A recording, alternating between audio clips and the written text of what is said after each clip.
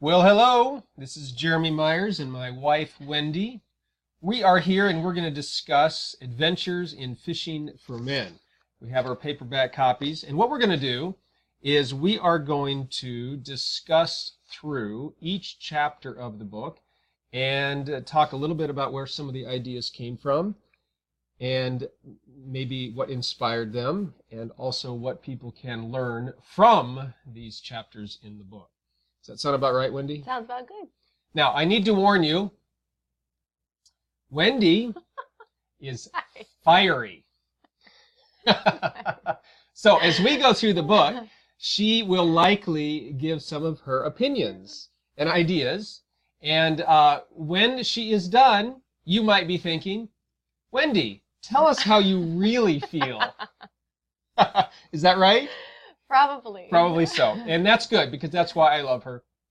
And I bet you will learn to love her as well, just as much as I do, because you see her heart. Now, I do want to say as well, our goal for these videos is 5 to 7 minutes each.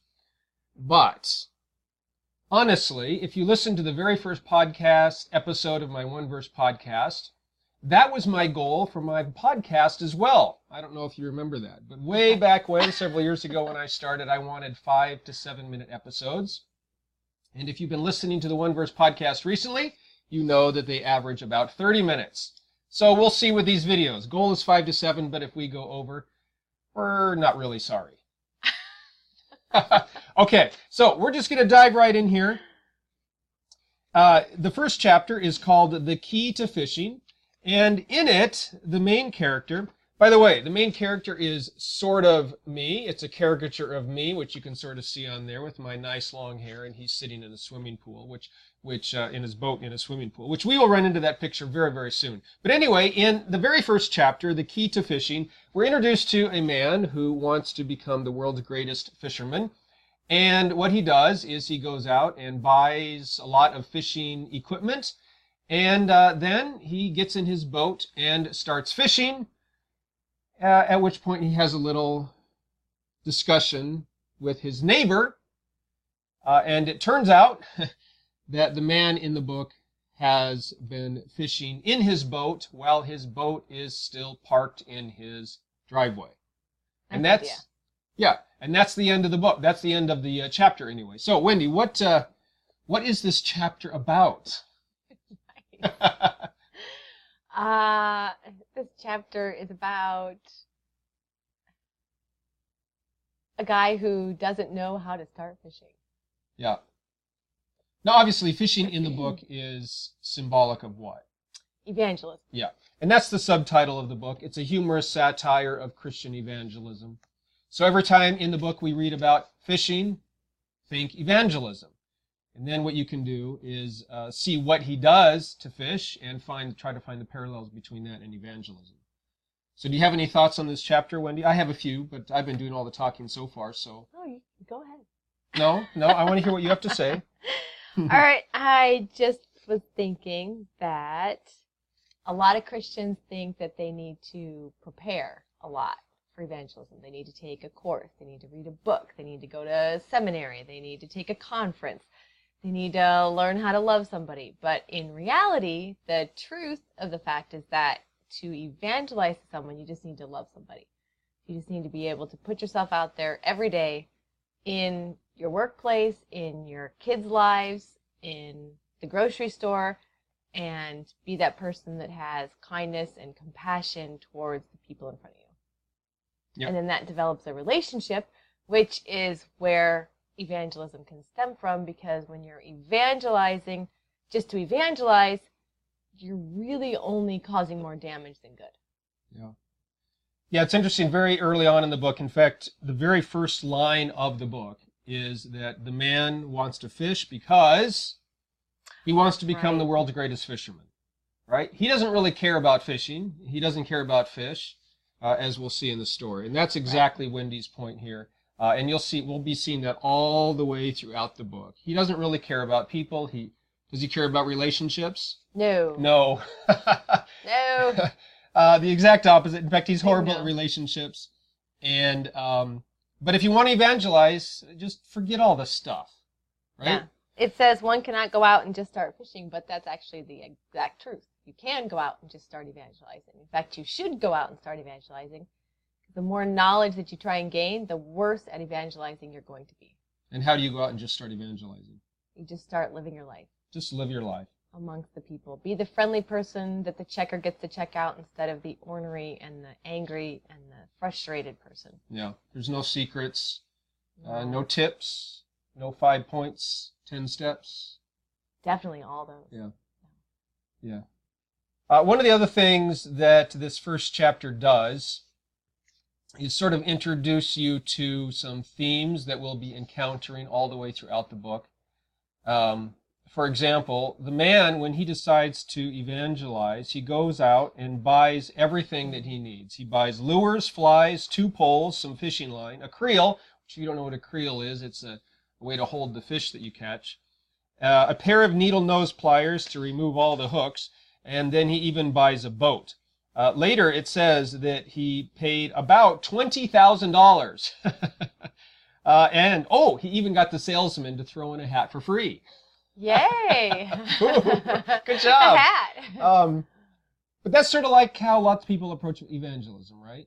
Yeah, they go out and they buy the books, they take the conferences, I guess that's probably it. Buy the books, take the conferences, watch the DVDs, and they still think that they're not good enough, even after many of that, or much of that. And they've spent a lot of money and done nobody any good. Yeah. And so we're going to see that theme pop up again and again and again throughout the book, is all of the expense, all of the wasted money, wasted time, just everything that he does to try to prepare himself for fishing, and he never actually gets around to fishing. So Christians, we sometimes do the same thing. The other theme we're going to see, and we see this pop up in this chapter here, we'll see it all the way throughout the book, is the man is quite arrogant. What? Christians? Christians aren't arrogant, are we? But he thinks he's humble. And so we even here have on page 12, it's the second page of the chapter, he says, however, being as humble and intelligent as I am, I knew that it would be foolish to actually read these magazines. So he bought these magazines to teach him how to fish, but he figured he was so smart that he didn't need to read them. And so we see that there. He's arrogant, but he's also ignorant, but he thinks he's super smart and intelligent, and not at all like Christians. A little bit later, when he has the conversation with his neighbor, the neighbor questions him, why are you fishing in your driveway? And he basically gets upset at his neighbor for pointing out his mistake. Any parallels there? Yeah, non-Christians plenty of times kind of say to Christians, you're doing this wrong, and Christians look at them and say, you have no idea what you're talking about. Yeah. Here's a verse, and another verse, and another verse.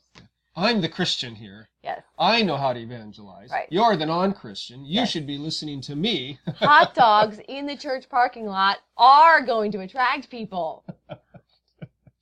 Yeah. So then he and his neighbor have a discussion. And at the very end of the chapter, he says, sheesh, you have to explain everything to everyone these days. And again, it just goes to show who was the ignorant one. It was him, but he thinks that he's the one that needs to educate his neighbor, because his neighbor's the one who knows absolutely nothing, when really it's the other way around. Yeah.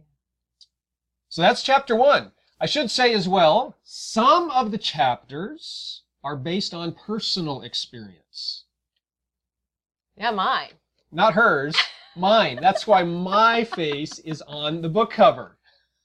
Is there anything similar about the man in this chapter, like me, Wendy? He's really great at relationships. I'm pretty bad at relationships.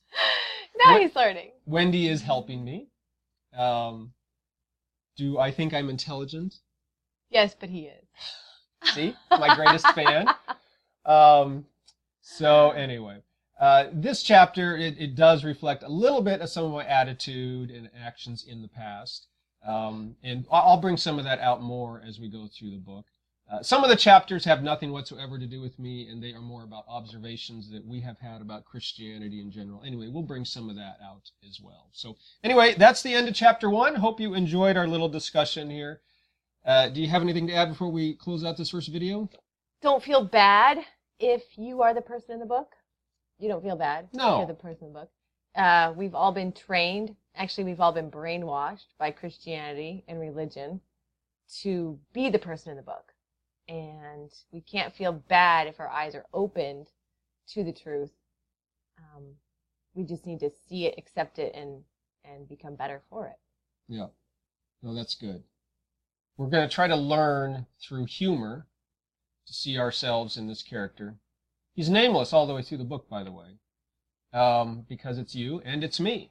All right, and that's intentional. So anyway, let's try to learn through humor, not feel bad about it, but learn to laugh at ourselves and then see what we can do better about loving other people. Because we're pretty silly once you think about it. Yeah. Okay. Look, that was 11 minutes. 5 to 7 only minutes. double. Woo! Off to a great start. Okay, see you in the next video. Bye.